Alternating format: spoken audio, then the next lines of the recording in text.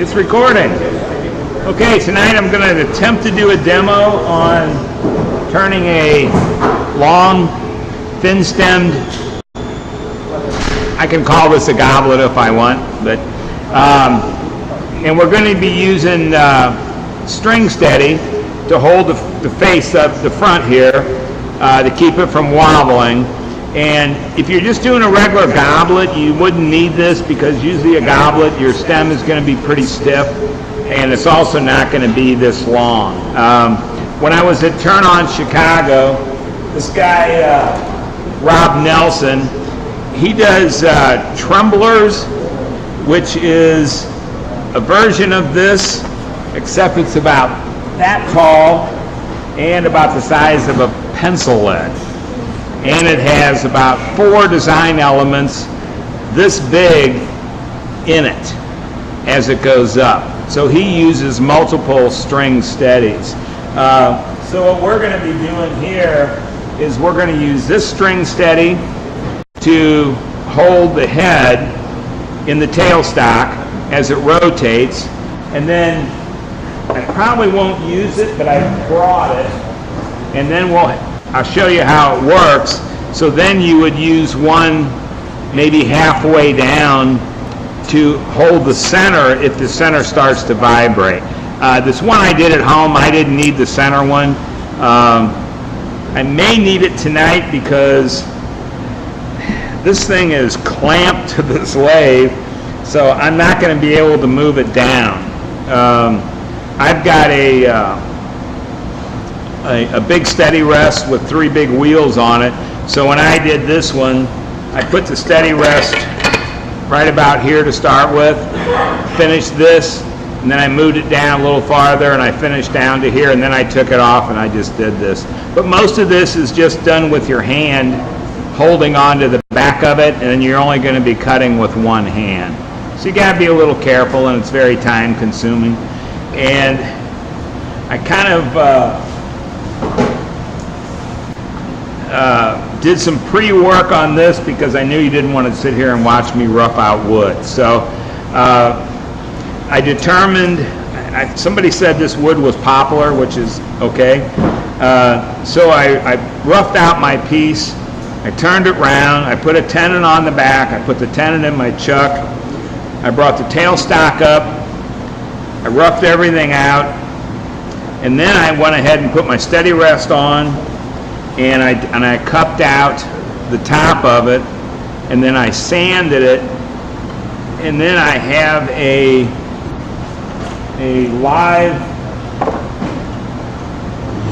live center that goes into the tailstock, number 2, and then it has threads on it, and I made an insert out of a nylon material that I could just run up into here. Now if you were just doing a goblet, you could get by with only this to hold it steady while you're turning, because this won't mar your wood.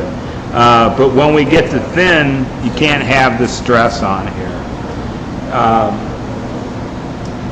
Okay. Some things that I found come in really handy is this very short tool rest with a hardened steel rod on top. This is really handy when you're getting into tight spaces. So if you do a lot of small work, these are pretty handy. This is made by Center Woodworking Tools, Advanced Lathe Tools. I think it's about 40 bucks, something like that. If you buy one, you'll have it forever. And then a couple of tools tonight. This is a Cindy Drozda detailed, I don't really know what it's really called, but it's a flat surface on top, and then it's rounded on the bottom to a point, and you never sharpen anything but the top with a stone, and that's it. And it does really good if you're going to do details like I did on here to make these little details. It really cuts in small. But it's very pointed, so you got to watch where you're setting it all the time. You can use a multitude of tools. If you're more comfortable with a skew, use your skew as you're working the wood. I'd use a skew sometimes, but I'm not that great with it.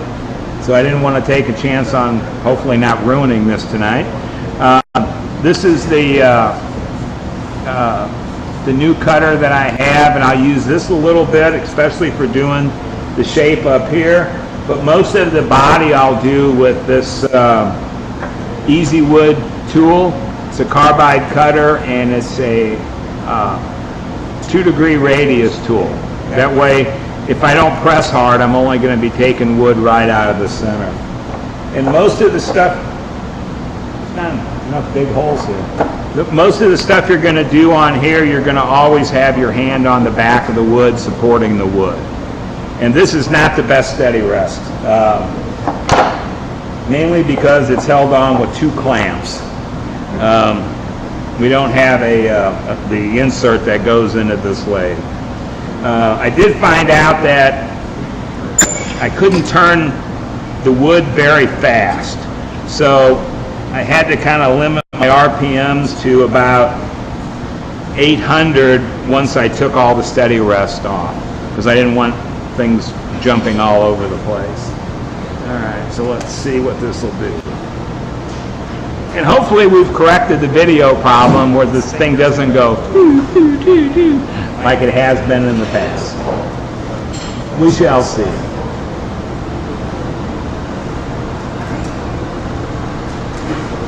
I don't know how fast that is, but it's fast enough. Okay.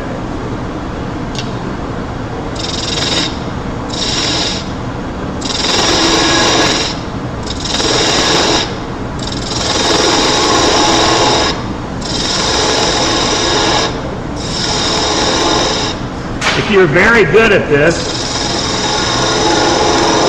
you'd probably use a skew for this. Oh, I'm sorry, a spindle gouge.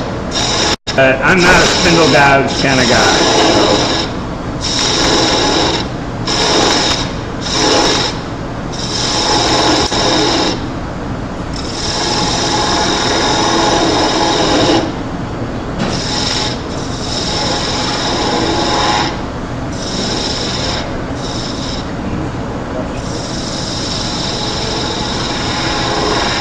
I just can't forget that I'm going to have to make some details on here. And of course I turned the lathe off when I did this.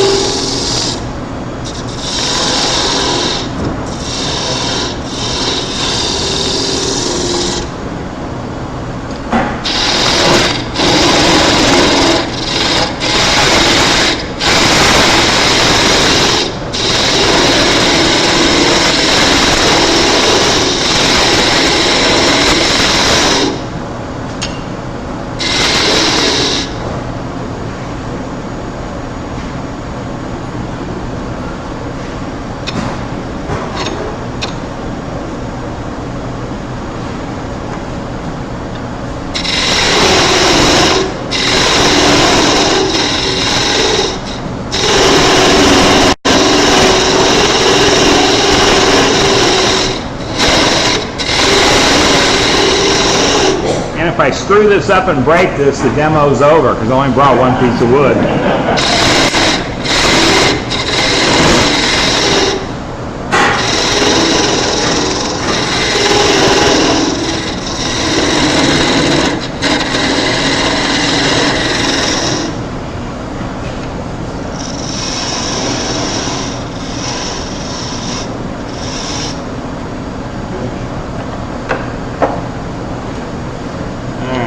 So we'll attempt to make a couple of details here.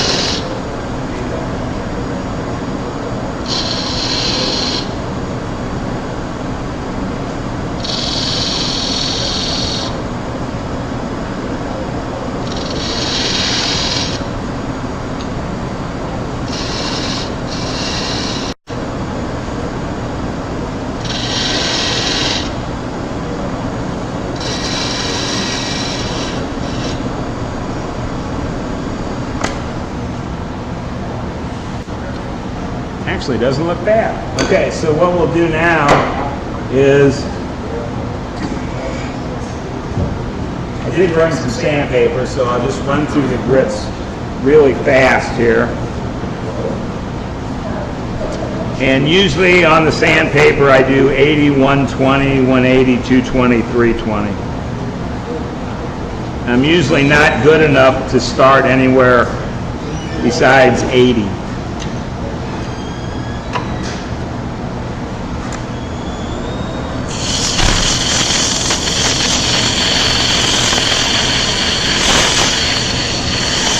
And I do like this foam back paper because it's stiff enough that I can get into these little grooves and not touch the top of the crown of it to wear it off.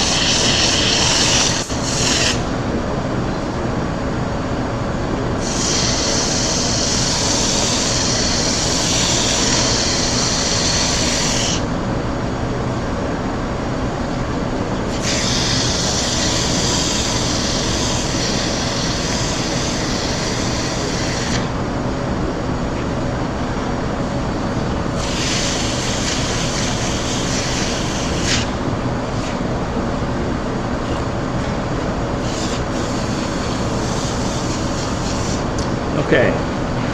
All right, so at this point, now you have to decide how thin am I going to turn this? Because your first element up here is going to be your decision maker. And so we're not going to be able to use this any longer. So we're just going to kind of move it out of the way for right now. All right. So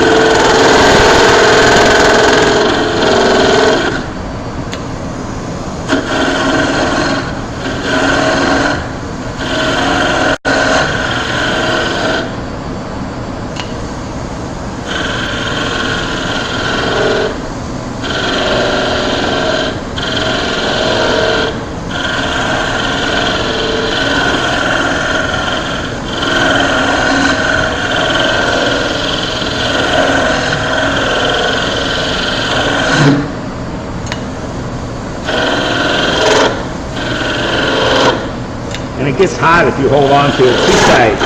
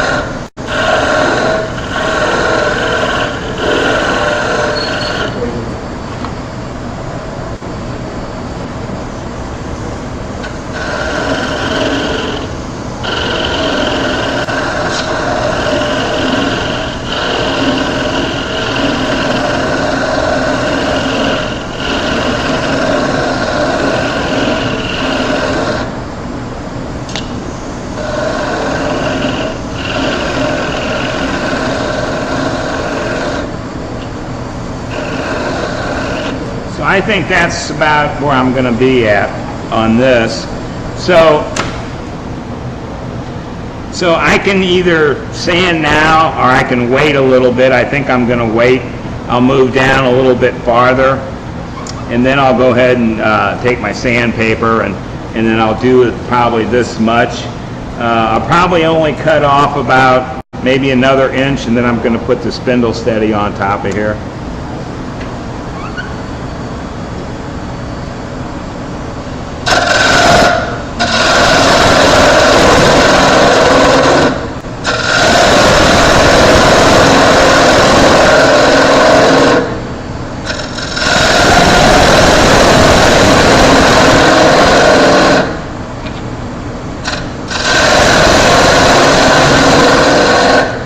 advantage in the little carbide tool is I can come straight in and I can take like 1/8 inch cut.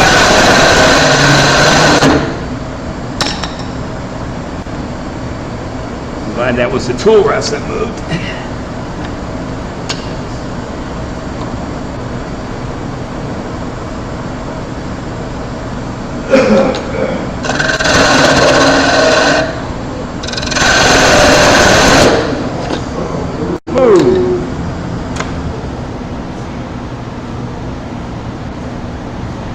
That's why I don't like this spindle rest here, steady rest. All right, let's see if I can bring this up and reset it.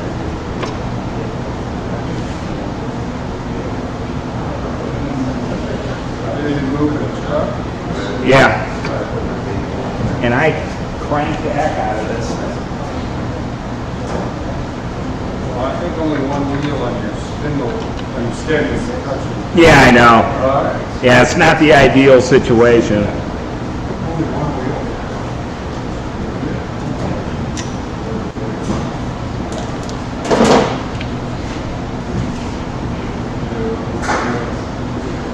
It might not be perfectly round. Let's see.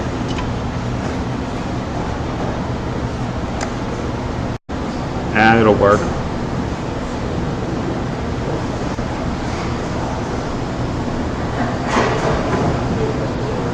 I think it'll work. All right.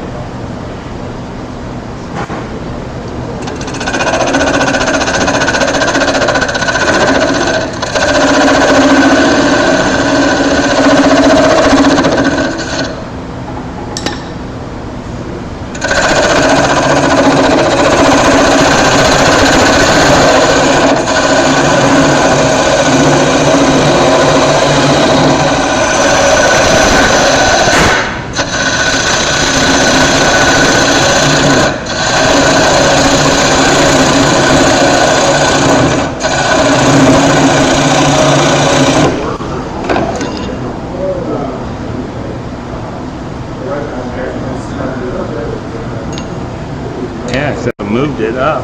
Oh, wait a minute. No. That won't work.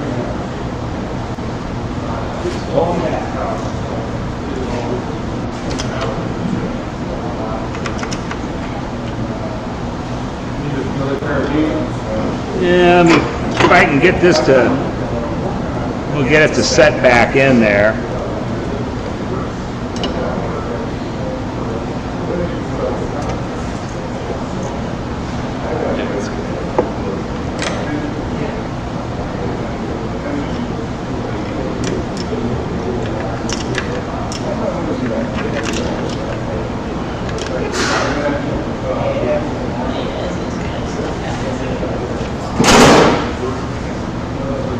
Yeah, the bottom wheel is too far out. Yeah, that's all right.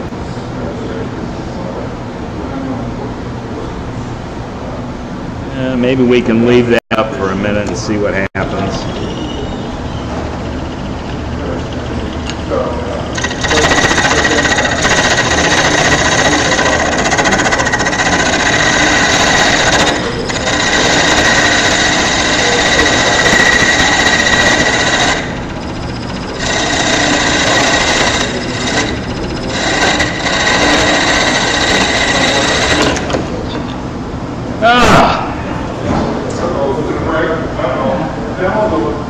Damn. Yes. All right, well, I'm going to show you how to do the steady rest, how to do the top of it. All right.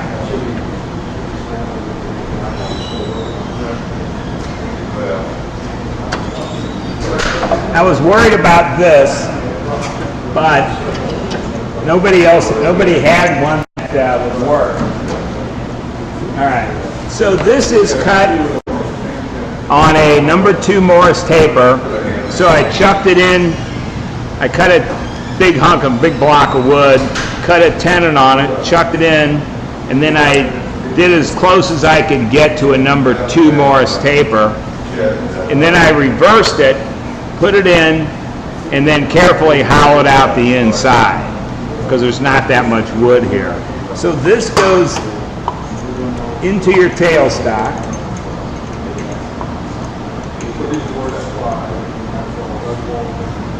And then this never has to move. So you can kind of just put it in there and make it steady. It doesn't have to be tight or anything. Well, since we're getting rid of this, let me get rid of it.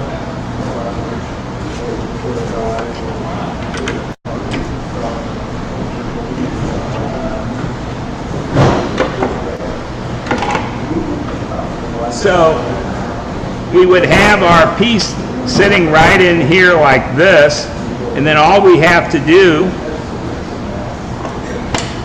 is take our dental floss, and this is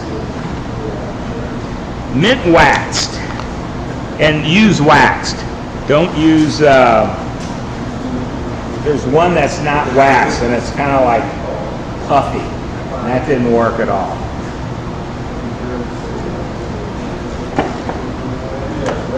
So take and tie a knot. You can start wherever you want. Tie a knot in here.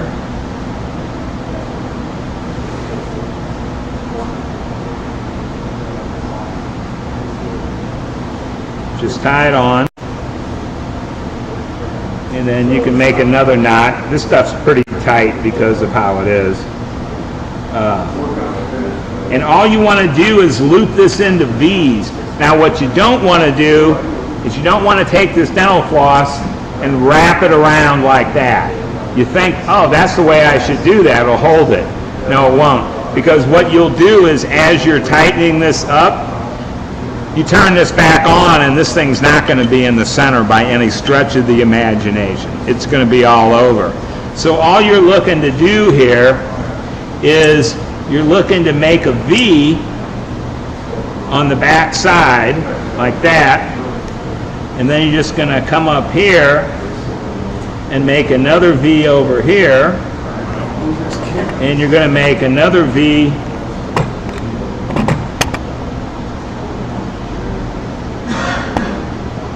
over here. Then I think I need one more V. So you want a V on all sides, and you don't want it to be tight. And then of course if this thing was actually on the lathe, wouldn't have a problem with this.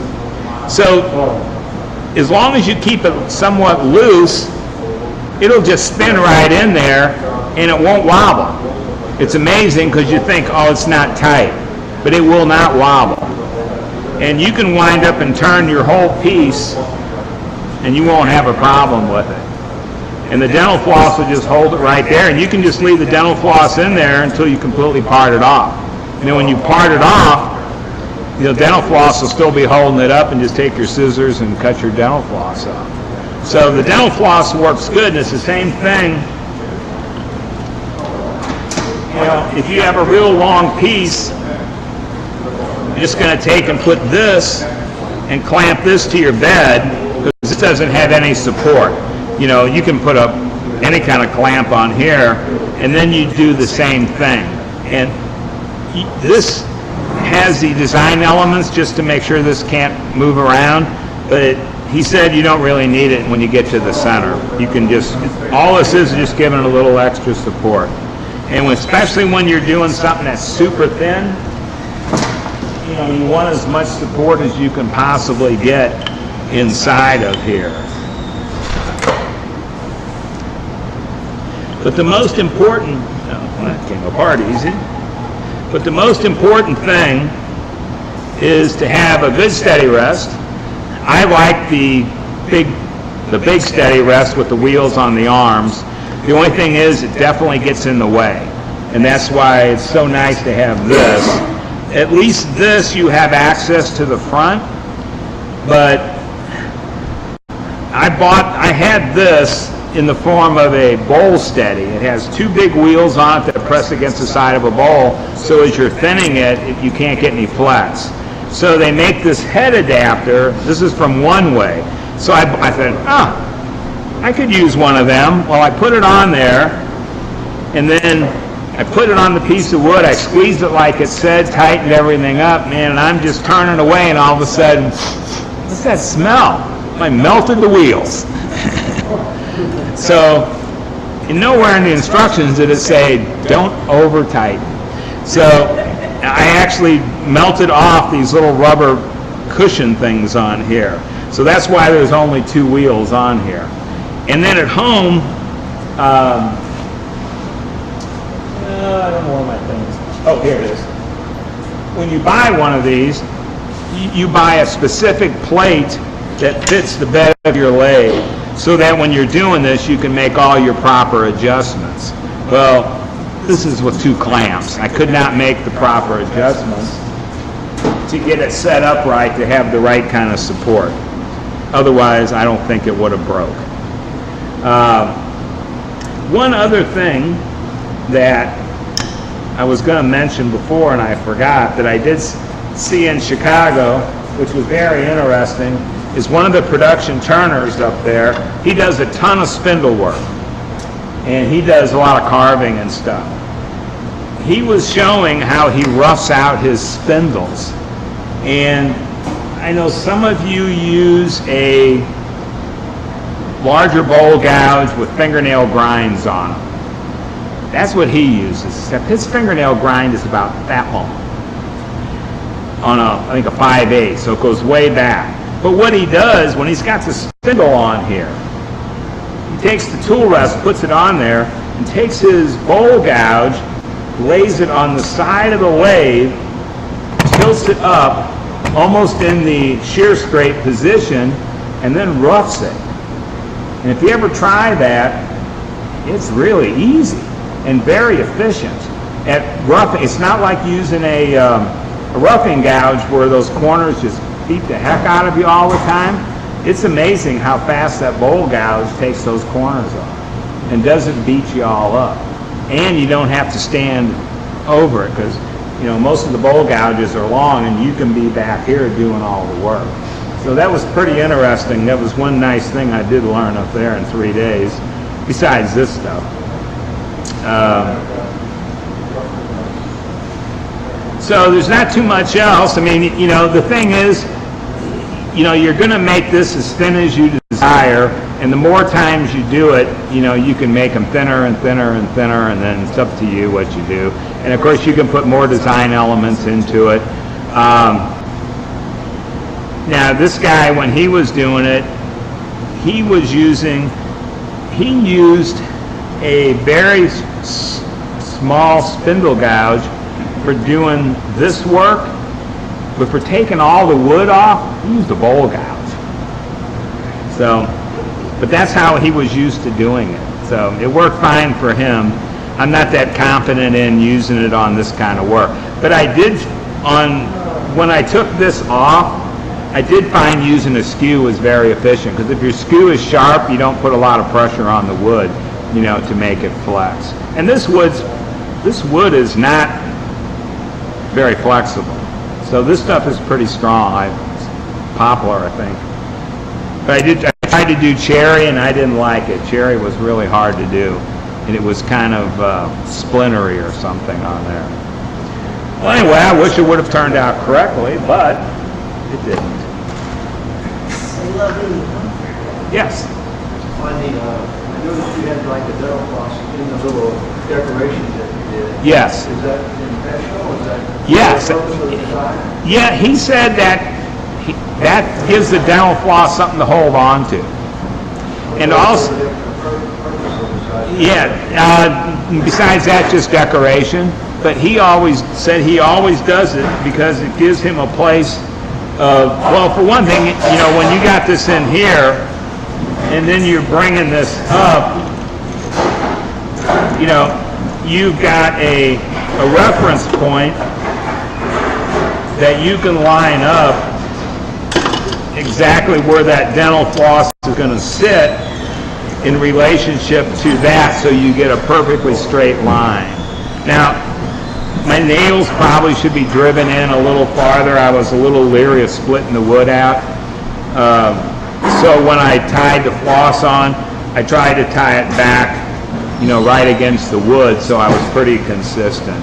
And like I say, this doesn't matter because this doesn't go anywhere. It just sits there. So, But it's pretty interesting. It doesn't take that long to do it. It's just the idea of keeping your hand on the back of it and then cutting with the other hand all the time. The only thing you got to remember is where the tool is at. And the only other thing I was going to do, I think I'm going to try it on the next one. I was going to put this piece of wood, I was actually going to put it on a faceplate and see what that would do for me, a 4-screw faceplate, because then I know it could never move. Interesting piece of work. That's it.